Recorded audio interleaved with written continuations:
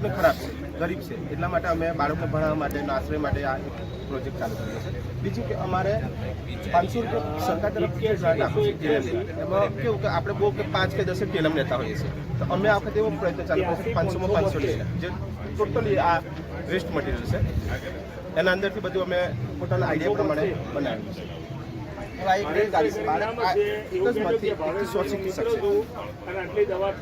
પહેલા તો આપણે અહીંયા ફોલ્ડિંગ રાખેલું છે, એટલે 0 મૂકીને 1 થી 10 આપણે કરાવી શકીએ. પછી 2 એકડા 11 એ રીતે ધીમે ધીમે આપણે બાળકને રેલગાડી પ્રમાણે શીખવાડીશું. અને અહીંયા ફોલ્ડિંગમાં અમે 100 લીધેલા છે, એટલે 1 થી બાળક 100 સુધી શીખી શકશે.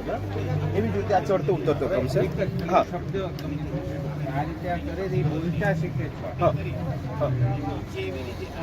એના માટે સર અમે એક બનાવ્યું છે, ખાલી શીખી શકે છે. શીખવું બહુ મોટો શબ્દ છે, આનાથી ખાલી બોલે છે. હા, હવે આ જે તમે કીધું ને, આ એના પરથી પછી અમે આના પર આવીએ છીએ. આ બી મારી પોતાની જ એક આવડત છે કે ટોટલી 0 જ છે, બરાબર. 0 થી બાળકને વળાંક શીખાવીએ છીએ. તો ભાઈ સાપ હોય તો 1, 2 અને 3, ત્રિશુળ હોય તો 2 અને 6 શીખશે, ડૂબડૂબકી હોય તો 3 શીખશે. આ 0 માંથી પહેલા વળાંક શીખાડીશું, પછી આના પર આવીશું અને પછી એકડા પર જશે. આ બધી પોતાની એક એક્ટિવિટી અને પોતાની આવડતથી બધું બનાવેલું છે. આ દોરવાનું. હા, આ વળાંક છે, 0 જ છે. આટલું તો બાળકને આપણે કરાવીશું શરૂઆતમાં 0, બરાબર. એના અંદરથી આપણે વળાંક શીખવીશું કે 1 માટે નીચે લાકડી આવશે, 2 માટે ઉપર હાથ અને નીચે પગ, 3 માટે ઉપર હાથ અને નીચે પગ, 4 માટે 2 હાથ ઉપર, એવી રીતે આ રીતે, બરાબર. પછી આ વળાંક શીખવી અને પછી અમને રમત દ્વારા જ્ઞાન આપવાનું છે કે ભાઈ આ સાપ છે તો એના અંદર આપણે 1 જોવાનું, તો બાળક 1 દોડશે અને સાપ પણ દોડશે, એક્ટિવિટી કરશે, બરાબર. 2 છે તો 2 ના અંદર ત્રિશુળ આપણે બતાવીશું, આપણે સિમ્બલ, તો ત્રિશુળ 6 આ રીતે પણ કરશે, એટલે ત્રિશુળ બનશે. ડૂબડૂબ્યું છે તો આ બાજુ 3 અને આ બાજુ 3 કરશે, બરાબર. 4 છે તો ફૂલદાની, તો એ ચોકડ ચાર દોડશે અને ફૂલદાનીનું પણ એક્ટિવિટી કરશે. આ 5 છે, બરાબર. 7 હાથીનો જે મોઢાનો આકાર છે એ 5 છે, એ રીતે.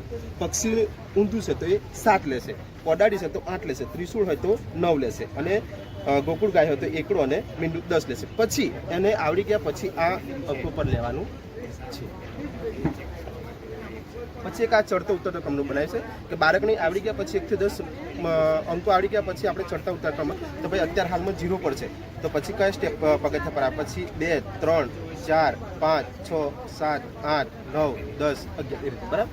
બાળક કેવું છે પાછું નીચે આવશે, બરાબર, તો પાછું 0, 1, 2, 3 બોલશે, તો એને આપણે પગથિયા પર લખેલું હશે તો બાળક બોલશે કે ભાઈ 10, 9, 8, 7, 6, 5, 4, 3, 2, 1, 0 એ રીતે.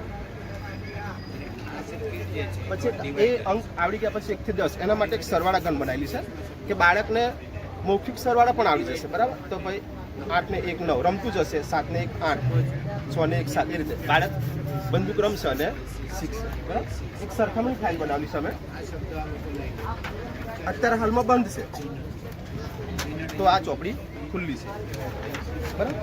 આ વાંદરો ઉપર છે અત્યારે, તો આ નીચે, એટલે ઉપર નીચેનું સરખામણી પણ બાળક શીખશે. આ જાડું છે તો પાતળું, વધારે છે તો ઓછું, અત્યારે નજીક છે તો આ દૂર. મતલબ બાળક એક્ટિવિટી જેટલું શીખશે એટલું એને વધારે સમજ પડશે અને યાદ રહેશે, લાંબા સમય સુધી યાદ રહેશે. એ ત્યાં નાનું છે તો મોટું, આ બહાર છે તો અંદર, ગરમ હોય તો ઠંડુ, ભારે હોય તો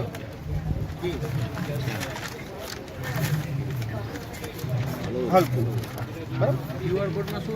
આ QR કોડ સર એવા છે કે આજે ટોટલી TLM છે અમારા, બરાબર. એ TLM થી બાળકો ભણે છે અને જે ભણતા ભણતા અમે જે વિડીયો બનાવે છે એ ટોટલી અમે QR કોડ બનાવી દીધા છે કે જેથી કરીને બાળકોનો વિડીયો એમના વાલી પણ જોવે.